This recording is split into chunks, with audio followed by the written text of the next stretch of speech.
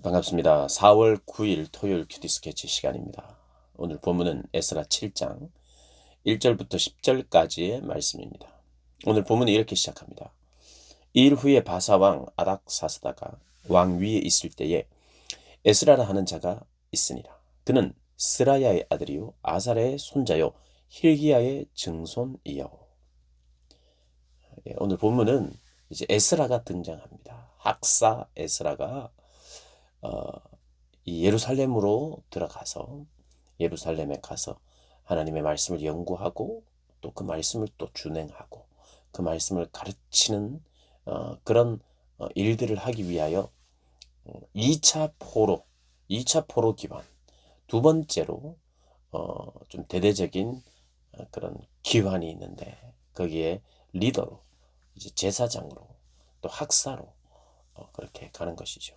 에스라서에 이제 에스라가 이제 등장합니다. 근데 이 에스라의 등장은 성전이 완공되고 16년 동안 멈추었던 성전이 어제 그 본문에 우리가 그 본문에서 확인했듯이 16년 동안 중단되었던 성전을 학개 스가랴 선지자의 그런 권면을 듣고 순종함으로 한 4년 정도 만에 완공을 하죠. 중단된 지 16년이 됐는데 한 4년 만에 완공을 합니다. 그리고 그 완공한 후 한 50년이 넘게 약 한 58년이 지난 BC 458년경에 이 에스라를 중심으로 한 5천 명이 안 되는 그런 숫자가 넘어가죠. 오늘 7절을 보면 제사장 이스라엘 자손과 제사장들과 레위 사람들과 노래하는 자들과 문지기들과 느디님 사람들 중에 몇 사람이 예루살렘에 올라갑니다. 한 1500km 정도 되는 그런 거리예요. 그래서 오늘 본문을 보면 한 4개월 정도, 4개월 만에 그 대장정을 마치면서 예루살렘에 도착을 해요. 근데 이제 오늘 본문을 보면 이 긴 족보가 나옵니다. 에스라가 누군지 소개하고 있어요. 여기 보면 아사랴의 8대 손이요 이렇게 나오는데요. 3절에 솔로몬 성전 첫 성전에서 제사장직을 했던 사람이 바로 아사랴입니다. 아사랴. 그러니까 제사장의 족보예요. 에스라가 제사장의 계보에 든다는 거예요. 그리고 5절을 보면 마지막에 대제사장 아론의 16대 손이다. 아론이 누굽니까? 구약 시대에 그 이제 모세의 형으로서 이제 성막을 짓고 그곳에서 제사장직을 수행하는 첫 번째 제사장이죠. 대제사장이죠. 그러니까 이 계보가 아론의 16대 손으로서 계보의 정통성,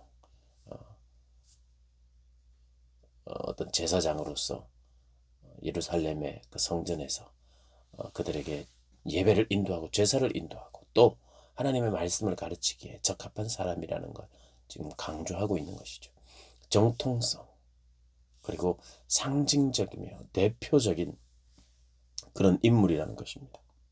근데 그 이 에스라 6절에 이 에스라가 바벨론에 올라왔으니 바벨론에서 왔다는 거예요. 그는 이스라엘 하나님 여호와께서 주신 모세의 율법에 익숙한 학자다. 그가 이러한 그 족보를 따라서 제사장의 족보다라고 소개한 뒤에 가장 먼저 표현한 것이 뭐냐? 이 사람이 율법에 익숙한 학자다 이렇게 이야기합니다. 제사장으로서 제사를 도맡을 그런 사람이다라고 소개하지 않고 물론 이제 족보를 통해서 그가 제사장이라는 것을 알렸고요. 그러나 그에게 있어서 중요한 것은 율법에 익숙한 자라는 거예요. 여러분 익숙하다는 것이 좀 부정적으로 생각될 수 있는데 여기에 익숙하다는 건 그가 정말 하나님의 말씀을 연구하고 그 말씀대로 살고 그래서 자유자재로 그 율법을 소개할 수 있고 가르칠 수 있는 그러니까 정통했다는 거예요. 하나님의 말씀에 정통한 사람이에요.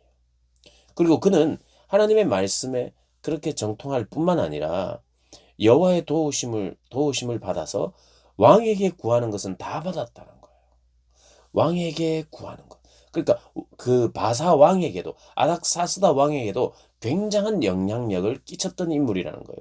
사실 아닥사스다 왕은요. 4장에 가면 그 예루살렘 성전을 건축하는 것을 방해하는 세력으로부터 조서를 받고는 중단을 시킨 사람이에요. 성전 건축을 중단시켰던 장본인입니다. 그런데 아마도 에스라의 영향으로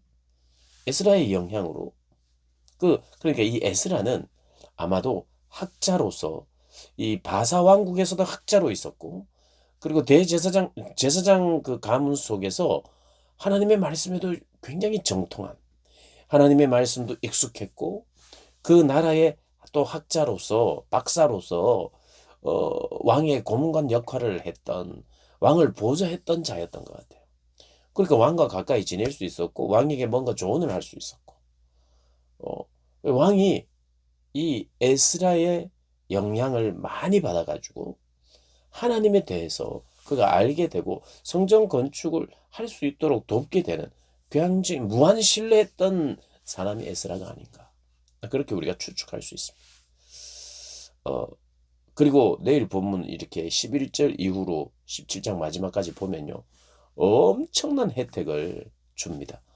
고레스 왕 때에 다 보내고 이렇게 막 하라 그랬고, 또 이 그제 본문 또 다리오 왕 때도 이 다 제공하라, 고레스 왕이 제공하기로 한 것 다 해라, 끝까지 아무런 방해 없이 이렇게 다 성전을 건축했는데,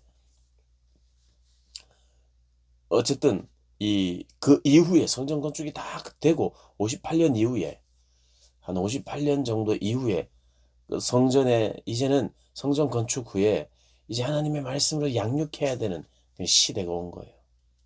그리고 그렇게 해야 되고, 그래서 이제 에스라가 등장하는 것인데, 하나님께서 에스라를 보내시는 것인데, 에스라에게도 엄청난 그런 지원을 하는 것을 이제 우리가 알게 됩니다. 근데 오늘 특징적으로 에스라를 소개하면서, 에스라는 제사장 출신이라는 거, 그러면서도 더 큰 특징은 그가 율법에 익숙한 자라는 거.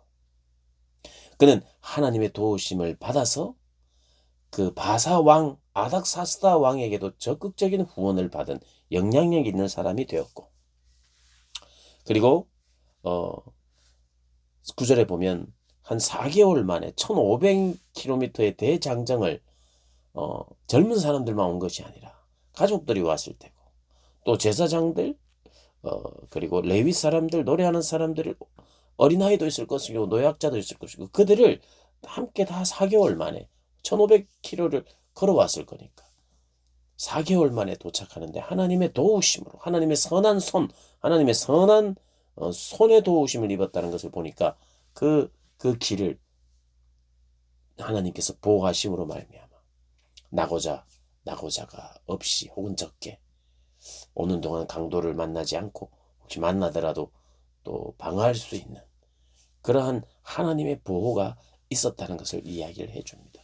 하나님의 보호와 하나님의 도우심으로 말미암아 에스라가 그 바사 왕에게도 혜택을 얻고, 오는 길에도 그렇게 하나님의 도우심이 있었고, 그래서 도착해서 10절에 보면 여호와의 율법을 연구하고, 하나님의 말씀을 계속해서 연구하고, 또 그 말씀대로 따르고 준행하고, 율례와 규례를 이스라엘에게 가르치고자 깊이 연구한 것만 가르치는 것이 아니라 연구하고 자기가 지켜 행한 것을 가르치는 사람. 그런 사람이 에스라였고, 이 에스라는 예루살렘에 꼭 필요한 그러한 사람이었습니다. 예루살렘 성전의 신앙을 위해서 깊이 말씀을 연구하고 준행하고, 또 그것을 가르칠 수 있는 사람. 모든 하나님의 공동체에, 교회 공동체에, 우리 모임에 필요한 사람이 누구냐?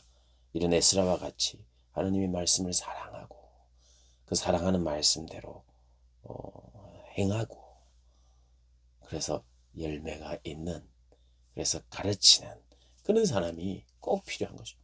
이 사람은 참 환영받는 사람이에요. 우리 모두가 그런 사람이 되어야 됩니다.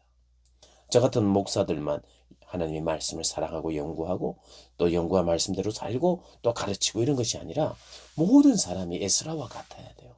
하나님의 말씀을 깊이 평생에 성경을 뭐 1독했다 2독했다 이런 게 중요한 것이 아니라 평생 하나님의 말씀을 우리가 깊이 연구하고 알아가고 묵상하고 공부하고 남녀노소를 불문하고 뭐 목회자뿐만 아니라 모든 사람이 하나님의 말씀을 사랑하고 연구하고 또 그 말씀대로 살고 또 누군가에게 그 말씀을 가르칠 수 있는 다음 세대에 우리 자녀들에게 가르치고 하나님의 교회에서 가르치고 그런 가르칠 줄 아는 사람. 이 사람이 하나님의 교회에 꼭 필요하죠. 꼭 환영받는 사람이에요. 환영하는 사람. 우리에게 뭐 여러 가지 재능이 있어서 환영을 받아도 좋아요. 그러나 어딘가에 꼭 필요한 사람. 여러분 하나님의 교회에 꼭 필요한 사람은요. 말씀에 능통한 사람입니다. 이것은 아무도 뭐 어떤 특별한 뭐 교사나 목회자나 뭐 가르치는 사람에게만 필요한 것이 아니라 우리 모두에게 필요하고요. 또 우리 모두는 누군가에게 가르쳐 지키게 해야 될 사람이기 때문에 하나님의 말씀을 연구하고 준행하고 가르치는 이 일들이 이 예루살렘 공동체에도 있었고 교회에도 있고 앞으로 우리의 삶에도 있어야 한다는 것 꼭 잊지 마시고 이 비전, 에스라 비전 가지시는 여러분들 되시기를 주님의 이름으로 축복합니다.